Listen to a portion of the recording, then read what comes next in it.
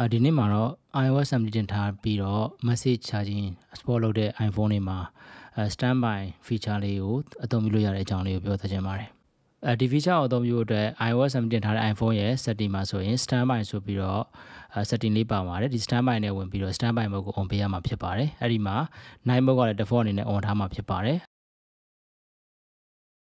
ပထမဆုံးအနေနဲ့ iPhone ကို message charging stand ပေါ်မှာ horizontal အနေထားနဲ့တင်လိုက်ပြီးဆိုတာနဲ့ standby mode ကိုအလိုတော်ပြောင်းပေးသွားမှာဖြစ်ပါတယ်။ night mode ကတော့ iPhone ရဲ့ ambient light sensor ကပတ်ဝန်းကျင်အလင်းရောင်မှောင်သွားပြီဆိုတာနဲ့ screen ကစလုံးလေးတွေအနီရောင်နဲ့ night mode ကိုအလိုလျောက်ပြောင်းပေးသွားမှာဖြစ်ပါတယ်။ဒီ standby mode မှာဆိုရင် widgets, photo နဲ့ cloud ဆိုပြီးတော့အပိုင်း၃ပိုင်းပါတယ်။အဲ့ဒီ၃ပိုင်းမှာကိုယ့်အတွက်အသုံးဝင်မဲ့ information တွေကိုဒီ standby iPhone ရဲ့ standby screen မှာကိုယ့်အတွက်အသုံးဝင်မဲ့ဟာတွေကိုပြထားလို့ရပါတယ်။နိုင်တွေပြလို့ရတယ် event တွေပြလို့ရတယ် weather တွေပြလို့ရတယ်စသဖြင့်stock share ဆိုလဲ stock share တွေပြလို့ရပါတယ်။ standby mode ရဲ့ widget screen မှာကိုပြချင်တာတွေကိုလုပ်ဖို့အတွက် screen ကိုထိထားပြီးတော့အသားလေးထိလိုက်တာနဲ့ဒီ widget screen မှာကိုပြချင်တဲ့ information တွေကိုဒီမှာဝင်ပြီးတော့မှပြလို့ရပါတယ် notes တွေပြခြင်းနဲ့ဓာတ်ပုံတွေပြခြင်းနဲ့တခြင်းဆိုလဲတခြင်းတွေကိုပြခြင်းနဲ့ဒါမျိုးတွေကိုပြထားပြီးတော့မှစိတ်ကြိုက် customize လုပ်လို့ရပါတယ်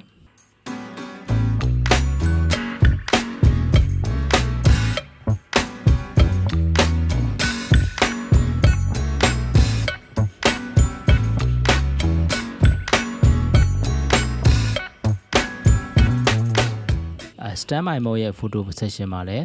ကိုယ်စိတ်ကြိုက်ဓာတ်ပုံတစ်ခုကို background ထားပြီးတော့အချိန်နဲ့ရက်တွေကိုသတ်မှတ်ပြီးတော့မှပြထားမယ်ဆိုလည်းပြထားလို့ရပါတယ်။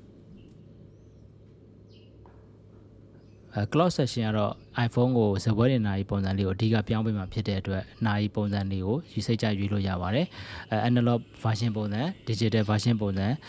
ဒီကမ္ဘာနာရီတွေကိုပြပေးတဲ့ time zone တွေနဲ့ပြပေးတဲ့နာရီပုံစံစသဖြင့်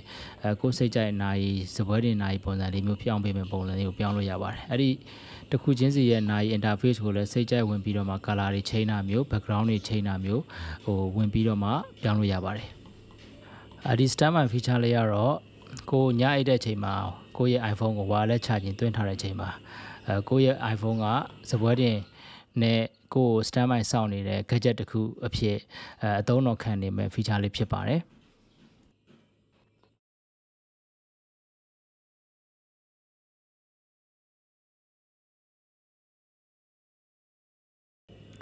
ဒီ standby ရဲ့ screen ကတော့ iPhone 14 Pro series တွေနဲ့15 Pro series တွေမှာတော့ always on display ပါတာဖြစ်တဲ့အတွက်အမြဲတမ်းပွင့်နေမှာဖြစ်ပြီးတော့တခြား series တွေမှာတော့ screen ပုတ်လိုက်ရင် activate ဖြစ်မယ်သို့မဟုတ်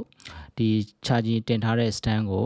လှုပ်လိုက်ပြီးဆိုရင်လည်း activate ဖြစ်မယ်နောက်တစ်ခုကတော့ Siri နဲ့ activate လုပ်တာဆိုပြီးတော့ဒီနည်းတွေနဲ့ပဲ activate လုပ်ရမှာဖြစ်ပါတယ် Hey Siri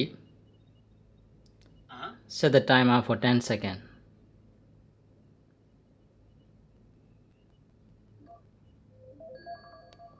Hey Siri